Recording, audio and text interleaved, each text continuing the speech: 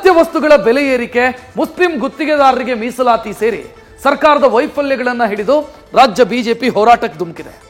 Freedom ಪಾರ್ಕ್ನಲ್ಲಿ ರಣಕಹಳೆ ಮೊಳಗಿಸಿದ್ದು ಬೆಲೆ ಏರಿಕೆಯನ್ನ ಹಿಂಪಡಿಬೇಕು ಅಂತ ಆಗ್ರಹಿಸಿದೆ. ಈ ಮಧ್ಯೆ ಬಿಜೆಪಿಯ ಹೋರಾಟದಿಂದ ಜೆಡಿಎಸ್ ಅಂತರ ಕಾಯ್ಕೊಂಡಿದೆ. ಮತ್ತೊಂದೆಡೆ ಕೇಂದ್ರದತ್ತ ಬೊಟ್ಟು ಮಾಡಿ ಬೆಲೆ ಏರಿಕೆಯನ್ನ ಕಾಂಗ್ರೆಸ್ ನಾಯಕರು ಸಮರ್ಥಿಸಿಕೊಂಡಿದ್ದಾರೆ.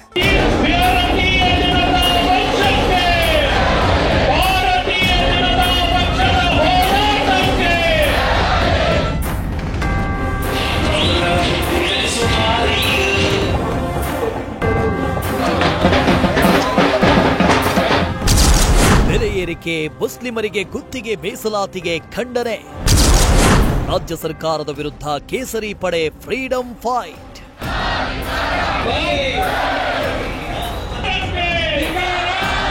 ಅಗತ್ಯ ವಸ್ತುಗಳ ಬೆಲೆ ಏರಿಕೆ ಹಾಗೂ ಮುಸ್ಲಿಮರಿಗೆ ಗುತ್ತಿಗೆಯಲ್ಲಿ 4% ಮೀಸಲಾತಿಗೆ ವಿರೋಧಿಸಿ ರಾಜ್ಯ ಬಿಜೆಪಿ ನಾಯಕರು ಹೋರಾಟದ ಕಹಳೆ ಮೊಳಗಿಸಿದ್ದಾರೆ. ಫ್ರೀಡಂ ಪಾರ್ಕ್ನಲ್ಲಿ ಅಹೋರಾತ್ರಿ ಧರಣಿ ಕೈಗೊಂಡಿದ್ದಾರೆ. ತಮಟೆ ಬಾರಿಸುವ ಮೂಲಕ ವಿಪಕ್ಷ ನಾಯಕ ಆರ್ ಅಶೋಕ್ ಹಾಗೂ ಬಿಜೆಪಿ ರಾಜ್ಯಾಧ್ಯಕ್ಷ ಬಿವೈ ವಿಜಯೇಂದ್ರ ಹೋರಾಟಕ್ಕೆ ಚಾಲನೆ ನೀಡಿದ್ರು. ರಾಜ್ಯ ಬಿಜೆಪಿಯ ಭೀಷ್ಮ ಮಾಜಿ ಮುಖ್ಯಮಂತ್ರಿ ಬಿಎಸ್ ಯಡಿಯೂರಪ್ಪ ಕೂಡ ಹೋರಾಟಕ್ಕೆ ಬಲ ತುಂಬಿದ್ರು. ನಾವು ಈ ಹೋರಾಟವನ್ನ ಹಳ್ಳಿಗೆ ತೆಗೆದುಕೊಂಡು ಹೋಗ್ತಾ ಇದ್ದೀರಿ, ತಾಲೂಕಿಗೆ ತೆಗೆದುಕೊಂಡು ಹೋಗ್ತಾ ಇದ್ದೀರಿ. ಎಲ್ಲರೂ ಕೈ ಜೋಡಿಸೋ ಮುಖಾಂತರ ಈ ಹೋರಾಟಕ್ಕೆ ಬೆಂಬಲವನ್ನ ಕೊಡಬೇಕು. ಈ ಬೆಲೆ ಏರಿಕೆಯ ಚಾರ್ಜ್ ಶೀಟ್ ಅನ್ನ ನಾವು ಇವತ್ತು ಬಿಡುಗಡೆ ಮಾಡಿದ್ದೀವಿ. ಈ ಚಾರ್ಜ್ ಶೀಟ್ ಮುಖಾಂತರ ರಾಜ್ಯ ಸರ್ಕಾರಕ್ಕೆ ಏನಾದರೂ ಮಾನ ಮರ್ಯಾದೆ ಇದ್ರೆ ಇನ್ನು ಮುಂದೆ ಆದ್ರೂ ಬೆಲೆ ಏರಿಕೆಯನ್ನ ಸ್ಟಾಪ್ ಮಾಡಿ, ಈಗ ಏರಿಕೆ ಮಾಡಿರೋದನ್ನ ಹಿಂಪಡೆಯಿರಿ ಅನ್ನೋ ಹೋರಾಟವನ್ನ ಇವತ್ತು ನಾವು ಮಾಡ್ತಾ ಇದ್ದೀರಿ. ಮನುಷ್ಯತ್ವ ಇರ್ತಕ್ಕಂಥ ಯಾವುದೇ ಒಂದು ಸರ್ಕಾರ ಈ ರೀತಿ ನಡ್ಕೊಳ್ಳೋದಕ್ಕೆ ಸಾಧ್ಯ ಇಲ್ಲ. ಯಾಕೆ ಮಾತನ್ನ ಹೇಳ್ತಾ ಇದ್ದಾನೆ? ಬಂಧುಗಳ ಕಳೆದ 20 ತಿಂಗಳುಗಳಿಂದ ತಾವು ಗಮನಿಸಿ, ಕಳೆದ 20 ತಿಂಗಳಿಂದ ಈ ಸರ್ಕಾರ ಕೊಡ್ತಾ ಇರ್ತಕ್ಕಂಥ ಒಂದೇನೆ ಬೆಲೆ ಏರಿಕೆಯ ಗ್ಯಾರಂಟಿ.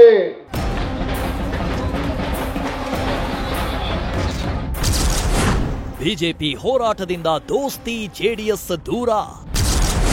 ಪ್ರತಿಭಟನೆಗೆ ಕರೆದಿಲ್ಲ ಎಂದ ಜೆಡಿಎಲ್ಪಿ ನಾಯಕ.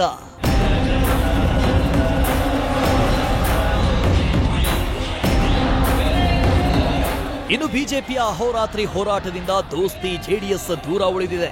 ಹೋರಾಟದ ವಿಚಾರವನ್ನ ಪಕ್ಷದ ಗಮನಕ್ಕೆ ತಂದಿಲ್ಲ, ಪ್ರತಿಭಟನೆಗೂ ಆಹ್ವಾನ ಮಾಡಿಲ್ಲ. ನಾವು ಒಗ್ಗಟ್ಟಿನಿಂದ ಹೋರಾಟ ಮಾಡಬೇಕು ಅಂತ ಜೆಡಿಎಲ್ಪಿ ನಾಯಕ ಸುರೇಶ್ ಬಾಬು ಬೇಸರ ಹೊರಹಾಕಿದ್ದಾರೆ. ಆತರವಾಗಿ ತೀರ್ಮಾನಗಳು ತಗೋತಾರೆ. ತೀರ್ಮಾನ ತಗೊಳ್ಳುವಂಥ ಸಂದರ್ಭದಲ್ಲಿ ಎರಡೂ ಪಕ್ಷ ಒಟ್ಟಾಗಿ ತಗೊಂಡ್ರೆ ಖಂಡಿತ ಅದು ಎಫೆಕ್ಟಿವ್ ಆಗಿರ್ತದೆ ಅನ್ನೋದು ನನ್ನ ಭಾವನೆ. ಆದ್ದರಿಂದ ಬಿ ಜೆ ಪಿ ಅಧ್ಯಕ್ಷರಿಗೂ ನಾನು ಹೇಳೋದಿಷ್ಟೇ, ಏನೇ ಒಂದು ಒಳಗೆ ಸದನದ ಒಳಗಿರ್ಬೋದು, ಹೊರಗಡೆ ಹೋರಾಟ ಮಾಡುವಂಥ ಸಂದರ್ಭದಲ್ಲಿ ಎರಡೂ ಪಕ್ಷ ಒಟ್ಟಾಗಿ ತೀರ್ಮಾನವನ್ನು ತಗೊಳ್ಳುವಂಥದ್ದು ದಯಮಾಡಿ ಮುಂದೆ ಮುಂದುವರಿಸಬೇಕು ಅನ್ನೋದು ನನ್ನ ಒಂದು ವಿನಂತಿ.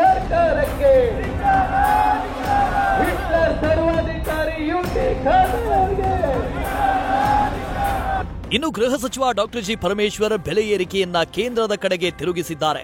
ಕೇಂದ್ರದಿಂದ ಬರಬೇಕಿದ್ದ ಟ್ಯಾಕ್ಸ್ ರಿಲೀಫ್ ಸರಿಯಾಗಿ ಬರ್ತಾ ಇಲ್ಲ, ಹೀಗಾಗಿ ನಾವು ರೇಟ್ ಹೆಚ್ಚಳ ಮಾಡ್ತಿದ್ದೀವಿ ಅಂತ ಸಮರ್ಥಿಸಿಕೊಂಡಿದ್ದಾರೆ. ಸಂಬಂಧ ಇದೆಯಲ್ಲ, ರಾಜ್ಯ ಮತ್ತು ಕೇಂದ್ರದ ಸಂಬಂಧ, ಆ ಸಂಬಂಧ ಸರಿಯಾಗಿಲ್ಲದೆ ಇದ್ದಾಗ ಈ ರೀತಿ ಆಗುತ್ತೆ. ನಮಗೆ ಬರ್ತಕ್ಕಂಥ ಟ್ಯಾಕ್ಸಿಗೆ, ನಾವು ಕೊಟ್ಟಂಥ ಟ್ಯಾಕ್ಸಿಗೆ ನಮಗೆ ಕೊಡುವಂಥ ಹಣ ಏನಿದೆ ಅದು ಸರಿಯಾಗಿ ಮತ್ತು ಸರಿಯಾದ ಸಂದರ್ಭಕ್ಕೆ ಒಂದು ಕ್ಯಾಲ್ಕುಲೇಷನ್ಸ್ ಮಾಡಿದರೆ ನಮಗೆ ಹೆಚ್ಚು ಹಣ ಬರಬೇಕಲ್ವ.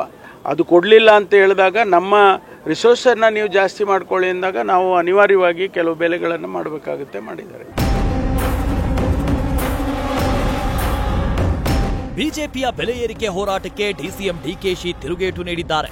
ನಾವು ವಿದ್ಯುತ್ ಬೆಲೆ ಇಳಿಸಿರೋ ಬಗ್ಗೆ ಬಿಜೆಪಿಯವರು ಮಾತನಾಡಲ್ಲ, ನಮಗೂ ಜನರ ನೋವು ಗೊತ್ತಿದೆ, ಬಿಜೆಪಿಯವರು ರಾಜಕಾರಣ ಮಾಡ್ತಿದ್ದಾರೆ ಅಂತ ಟಾಂಗ್ ಕೊಟ್ಟಿದ್ದಾರೆ.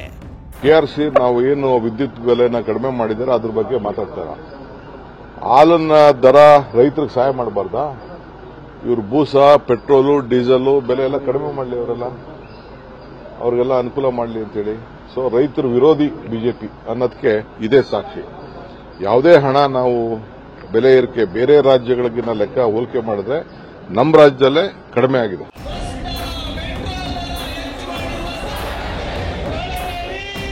ಒಟ್ಟಾರೆ ನೀನು ಕೊಡಲ್ಲ, ನಾನು ಬಿಡಲ್ಲ ಅನ್ನುವಂತಾಗಿದೆ. ಬೆಲೆ ಏರಿಕೆ ವಿರುದ್ಧದ ವಿಪಕ್ಷಗಳ ಸಮರ ಮುಂದೆ ಯಾವ ತಿರುವು ಪಡೆದುಕೊಳ್ಳುತ್ತೆ ಕಾದು ನೋಡಬೇಕಿದೆ. Harish Thakur, political bureau, news first. News first ನಿರ್ಭೀತಿಯಿಂದ ನಿಮ್ಮ ಪರವಾಗಿ.